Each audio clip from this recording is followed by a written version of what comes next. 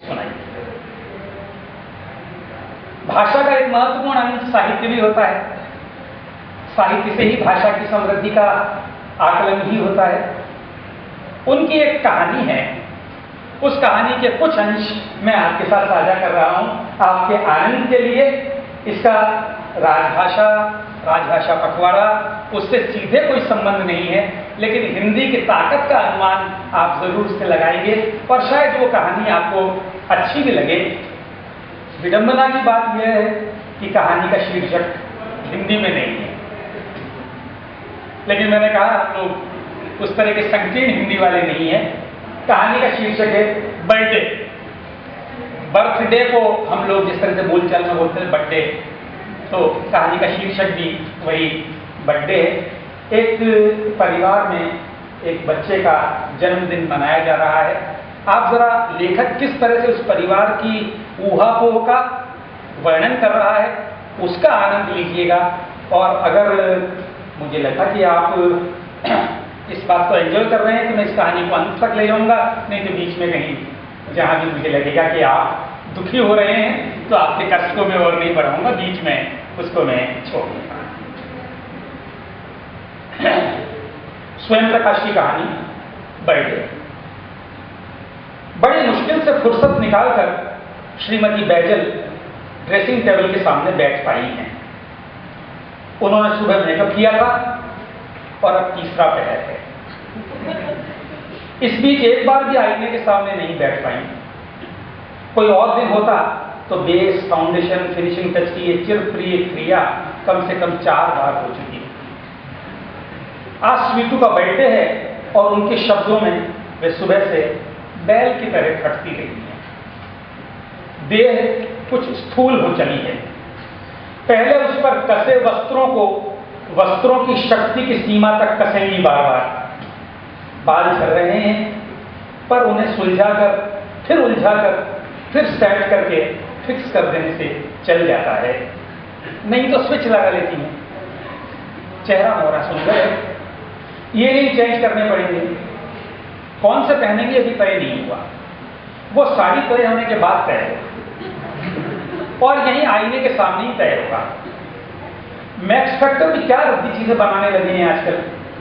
पहले कस्टम वाले गुप्ता की कितनी अच्छी इंपोर्टेड कॉस्मेटिक्स लाते थे। अचानक ध्यान आया कस्टर्ड के लिए दूध का भगोना गैस पर ही छोड़ आई है। सीता को कुछ पता नहीं चलेगा और दूध चल जाएगा। केक पर आइसिंग भी अभी तक नहीं हुई है। भंवर सिंह को स्ट्रॉ और पेपर नैपकिन के लिए भेजा था, पर्ची पर लिख कर दिया था, पर अभी तक लौटा नहीं है। पता नहीं इस गांवड़े में कोई दुकानदार पर्ची का आशय समझेगा भी या नहीं। कहीं फुटपाथ पर बिकने वाले छीट के रुमाल न उठा लाए। कुछ नहीं कहा जा सकता। उठी, सीता को आवाज दी, भगोना उतार दे, फिर बैठ। सारी बनारसी वाली ठीक रहेगी, पर इस मौसम में डार्क कलर, इससे तो कांजीवरम वाली ठीक है। लेकिन ड्राइंग रूम के कारपेट और कुशन के साथ बेहुदा लगेगी।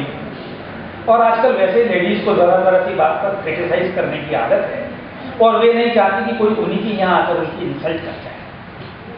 अचानक ध्यान आया कि गुब्बारों में हवा भंवर सिंह ही भरेगा और भरेगा तब जब आएगा, और आएगा तब जब उसे स्ट्रॉ और नैपकिन मिल जाएंगे या नहीं मिलेंगे। क्या मुसीबत है। एक ही नौकर और वो भी चपरासी, न सुने न समझे न गांठे। जरा सा कुछ कह दो तो मुंह फुलाकर चल दे। और एक वो इसकी पटरानी सीता, कहो खेत की सुने खलिहान की, कहो हरिद्वार सुने फर्रुखाबाद। कोई काम उसके भरोसे नहीं छोड़ा जा सकता। एक दिन सब्जी बनवा लो, इतनी मिर्च झोंक देगी कि उसे खाओ या बोलो। चाय तक ठीक से नहीं बना सकती। कभी इतनी फीकी बनाएगी कि लगे कब्ज से निपटने के लिए कुछ पी रहे हैं, और कभी इतनी मीठी कर देगी कि पीने के बाद मुंह में ब्रुश घुसेड़ कर चिपकी को खोलना पड़े। खाने को ढेर चाहिए, नहीं खाओ जी भर के। उनकी ऐसी आदत नहीं जो किसी की खुराक पर नुक्ताचीनी करे, पर मरे काम के दिन जरा ज्यादा ही सताए। उन्हें लगा यहाँ कोई ब्यूटी पार्लर होता तो कितना अच्छा होता। चैन से जाकर पसर जाती, नेल्स, हेयर डू, आईब्रो सब हो जाती। पर यहां तो मरी वैक्सिंग तक हाथ से करनी पड़ती है। खैर, अब प्योर सिल्क की साड़ी पहननी है तो नेल पॉलिश तो उसी शेड की लगाई लें। उठाई, खोली, फिर सोचा सर्व कौन करेगा और इतनी चिल्लर पिल्लर संभालेगा कौन। सुधीर तो कुछ करेंगे नहीं, उन्हें ही करना पड़ेगा। कोई इधर से खींचेगा, कोई उधर से, साड़ी का सत्यानाश हो जाएगा। चाशनी के हाथ तो जरूर लगेंगे। चलो ऑर्गेंडी की पहन लेते हैं जो बंबई से लाए थे, बस झंझट कर दी। सेट, सैंडल, लिपस्टिक, चूड़ियां सब हैं उसके साथ की। लेकिन ब्लाउज, क्या वो छोटा तो नहीं हो गया होगा? क्या उसे खोलकर ठीक करने का वक्त है? श्रीमती बैजल रुआसी होगी।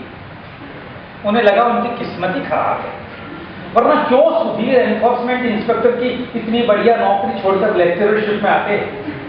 अच्छे खासे शहर में थे, ठाटदार मकान था, नौकर चाकर थे, गिफ्ट देने वालों की लाइन लगी रहती थी, किसी को भी फोन कर दो गाड़ी आ जाती थी। इतने सिनेमा हॉल थे, कभी याद नहीं आता कि कहीं टिकट लेना पड़ा हो।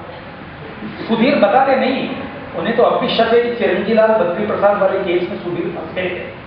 फंसी गए होंगे, वरना इतनी अच्छी नौकरी छोड़कर फटीचरी करने कौन आता।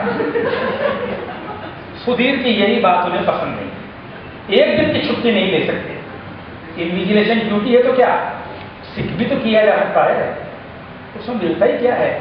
पर नहीं, अब आएंगे हैं 4 बजे, मरती रहे श्रीमती बैजल अकेली, जैसे स्वीटू सिर्फ उनका बेटा हो, और उसे भी छुट्टी नहीं लेने दी, जैसे बर्थडे साल में 10-20 बार आता हो। बच्चा है, एक दिन नहीं जाता स्कूल तो क्या बिगड़ जाता। हर बर्थडे को ऐसा ही होता है। ये स्वीटू की 5वीं बर्थडे है, स्कूल जाने लगा है। पिछली बार तो दिन भर उसे हल्का बुखार भी था, झींक रहा था, उसे भी संभालती जाती और खटती भी जाती। हालांकि मदद के लिए 4 आदमी थे, पर आदमियों से काम लेना क्या कम मुसीबत है। और फिर छोटी जात के आदमी, जरा नजर फेरो की चीनी फाँक लें, मलाई चाट लें, बीड़ी भी नहीं बैठ जाए, गंदे संदे हाथ उसमें लगा दें, सारी बातों का ध्यान रखना पड़ता है। खूब थकी श्रीमती बैजल उस दिन, और थकने के बाद झुंझलाहट भी स्वाभाविक है, पर मजाल है कि कोई नुक्स निकाल सका हो। कितने बड़े बड़े घरों के लोग आए थे, सबकी जबान पर एक ही बात थी, कमाल कर दिया मिसेस बैजल। कितनी राहत मिलती है काम सफल होने पर, सारी मेहनत सकारात्मक हो जाती है।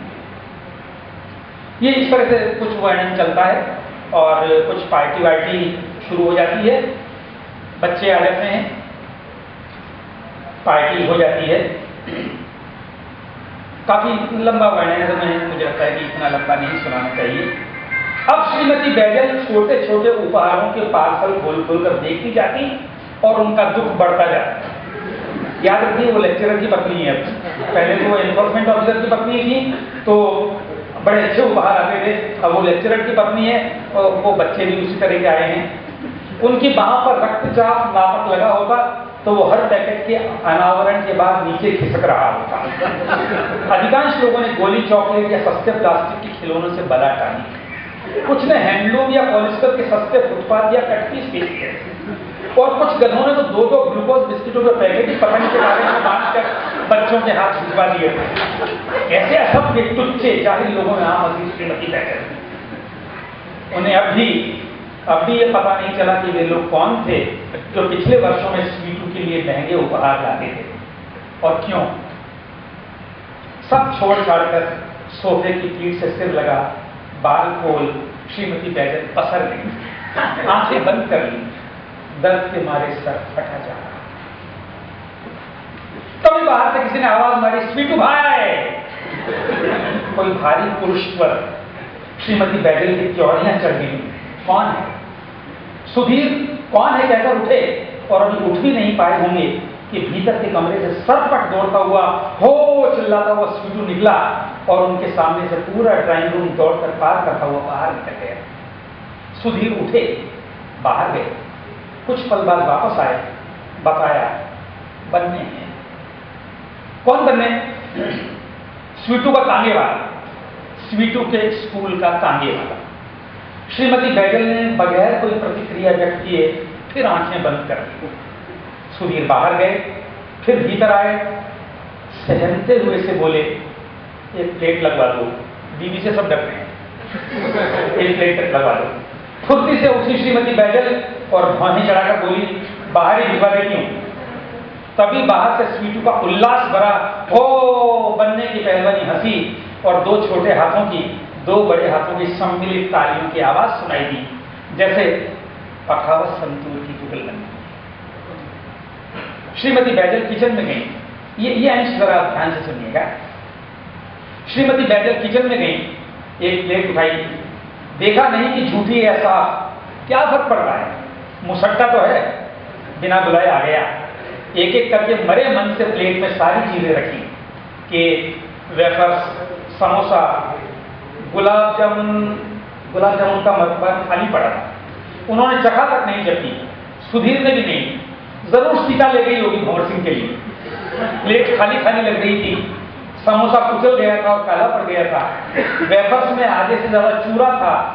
इधर उधर देखा, किसी बच्चे की छोड़ी हुई प्लेट में एक साबुत गुलाब जामुन धरा था। श्रीमती बैजल ने उसी को उठाकर प्लेट में धर लिया और प्लेट लेकर पल्ला संभालती हुई बाहर निकली। स्वीटू उस हट्टे कट्टे दाढ़ी वाले ताने वाले की गोद में था और उसकी गर्दन में गेंदे के फूलों की बड़ी सी माला पड़ी हुई थी। दाढ़ी वाला डाकुओं की तरह सफेद सफेद दांत दिखाता हंस रहा था। इसने नमस्ते की, श्रीमती बैजल ने प्लेट बढ़ाई। डाकू ने स्वीटू को उतार कर प्लेट पकड़ी और उसमें से गुलाब जामुन उठाकर श्रीमती बैजल कुछ बोले उससे पहले स्वीटू खुले मुंह में रखी। स्वीटू खुश होकर कुदकने लगा। श्रीमती बैजल भीतर आ गई और धम्म से स्वागत करके गई, आज झूठन भी खानी थी हमारे स्वीटू। घंटे भर बाद स्वीटू घर में इधर से उधर धमा चौकड़ी कर रहा था। पापा को चौथी बार बता रहा था कि उसने सुबह ही बनने भाई से कह दिया था कि शाम को जरूर आना, आज शाम को हमारी बर्थडे होगी। और उसकी गर्दन में अपनी गेंदे के फूलों का बड़ा सा हार था जो बन्ने उसके लिए लाया था और जिससे पहनाते दोनों ने तालियां बजाई थी, जैसे पखावज और संतूर की जुगलबंदी। और झूठे बर्तनों के पहाड़ के सामने बैठी श्रीमती बैजल सोच रही थी कि उनकी तो किस्मत ही खराब है।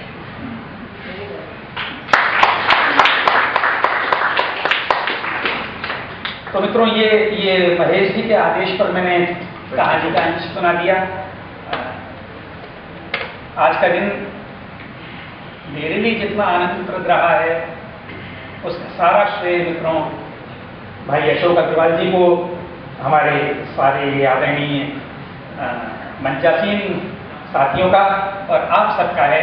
मैं आप सबके प्रति हार्दिक आभार व्यक्त करता हूँ और विशेष रूप से जो हमारे युवा साथी हैं उनके मंगलमय जीवन की कामना करता हूँ।